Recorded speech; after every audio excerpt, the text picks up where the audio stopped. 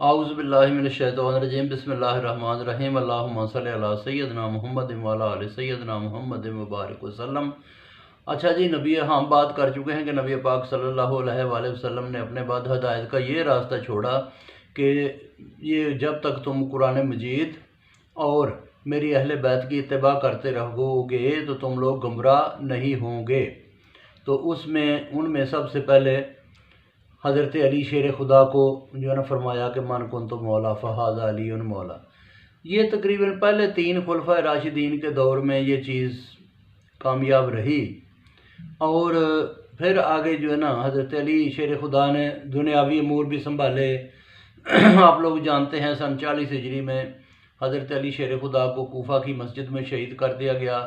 لوگوں نے امام حسن علیہ السلام کو اپنا خلیفہ منتخب فرمایا، لیکن امیر معاویہ شام کے گورنر تھے، انہوں نے فوجیں اکٹھی کرنا شروع کیں۔ پھر حضرت امام حسن نے لڑائی جھگڑوں سے بچنے کے لیے، جنگ و جدل سے، قتال سے بچنے کے لیے کیا کیا کہ ان کو جو ہے نا وہ ان کی حکومت کو تسلیم کر لیا۔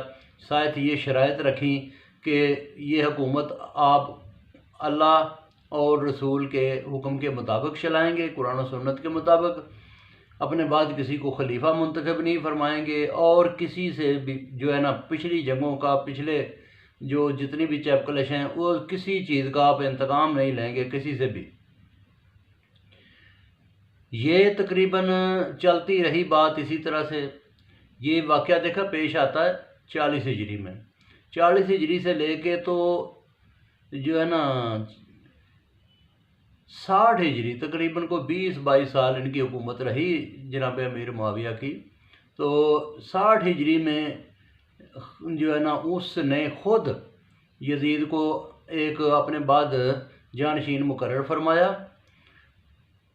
یزید جیسے ہی تخت نشین ہوا تو اس نے سختیاں شروع کر دیں اور کہا کہ یہ اہل بیت جو ہے نا یہ میری بیت کریں۔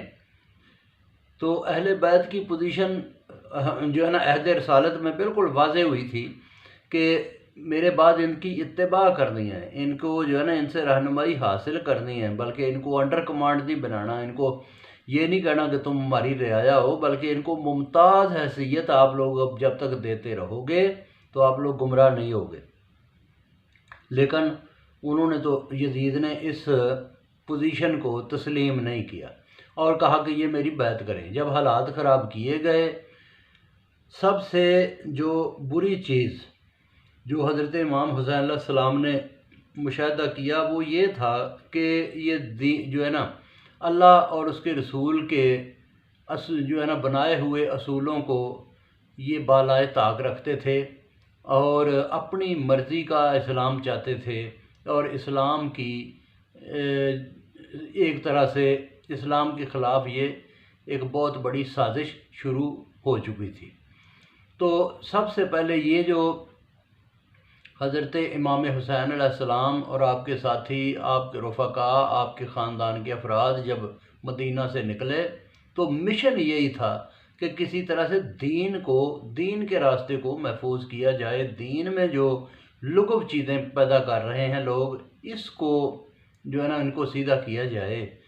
اور آپ لوگ سارے جانتے ہیں کہ اس طرح سے وہ 27 رجب کو یا رجب کے مہینے میں نکلے مدینہ پاک سے اور مکہ آ گئے۔ تو مکہ میں ان کا جتنا بھی قیام ہے، پھر کہتے ہیں کہ جو ہے نا لوگ حج میں مصروف تھے، تو 7 یا 8 ذوالحج کو انہوں نے عمرے کے بعد جو ہے نا حج کو عمرے میں بدلا اور خاندان رسالت کوفہ کی طرف روانہ ہوا۔